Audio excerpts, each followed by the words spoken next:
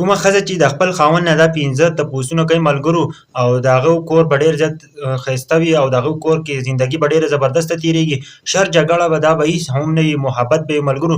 لقمان حکیم دا 15 خبرو ښځو ته کړلې چې او د دې باندې عمل کول ډېر ضروري دی. که چېرته تاسو په دې باندې عمل وکړئ نو ستاسو زندګي به ډېره ښه تېرېږي، په کور کې به شر نه وي، په کور کې به زندګي پرسکونه تېرېږي ملګرو، د هېڅ څیز کمی به نه وي. نو دا 15 خبرې لقمان حکیم کړل دي او موږ له هم پکار چې تاسو ته ویډیو شریکه کړو ملګرو. هره خبره چې ده نو په هغه باندې عمل کول پکار دی. که تاسو سوچ وکړئ ډېرې خبرې دي خو چې په یو څیز باندې عمل وشي که نه نو هغه بیا په هغه باندې هله پوهېږي. ښه په یو څیز باندې کار شروع شي که نه نو بیا به خلک پوهېږي چې دې څیز دا مطلب دی. نو تاسو راځئ که نه دا 15 خبرې راسره د لقمان حکیم واورئ که نه. تاسو ته لقمان حکیم پته دی چې ډېر هوښیار سړی او ملګرو نو هغه دا 15 خبرې ښځو ته کړل دي که نه چې دا 15 خبرې خپل خاوند ته کوئ نو که دا 15 خبرې تاسو خپل خاوند ته وکړئ نو ستاسو زندګي به ډېره ښه تېرېږي ملګرو.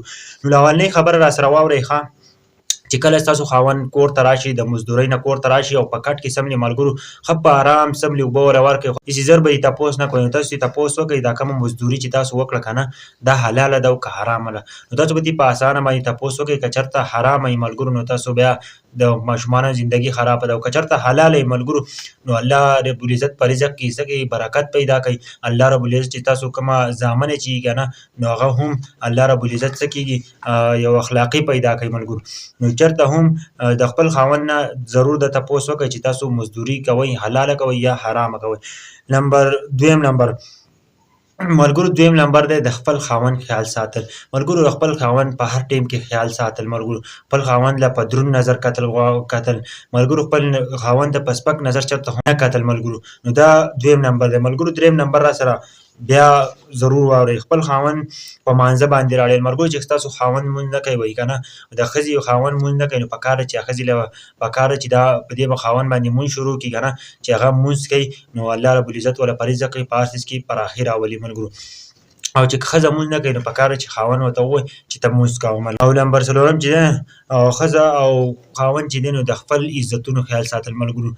د ښځې او خاوند په منځ کې چې کم هم خبرې راځي پکار ده چې د بل سړي په مخ کې نه کوي که نه. که یا څوک مېلمانه راشي او ښځه ولګي او د خپل خاوند کمزورۍ ورته بیان کړي نو چېرته هم دا نه دي پکار. یا خاوند ولګي او ملګری ورسره ناست او د خپلې ښځې بېعزتي کوي نو د دواړو د یو بل عزتونه پکار چې د یو بل عزتونه کوي ملګرو. پنځم دی چې خاوند له پکار ده چې خپلې ښځې باندې زور راوړي چې زما د بچو صحیح تربیت کوه. ځکه چې خاوند چې دی نو هغه خو په ټول عمر چې دی نو هغه خو په مسافرۍ باندې تېروي ملګرو. تاسو ته پته ده په مزدورۍ باندې تېروي خو چې خپل ښځې ته دا ووایي که نه چې زما د بچو خیال ساته صحیح تربیت یې کوه نو دا 15 خبرې که چاته په دې باندې عمل وشي که نه نو ستاسو زندګي به ډېره زیاته ښه وي.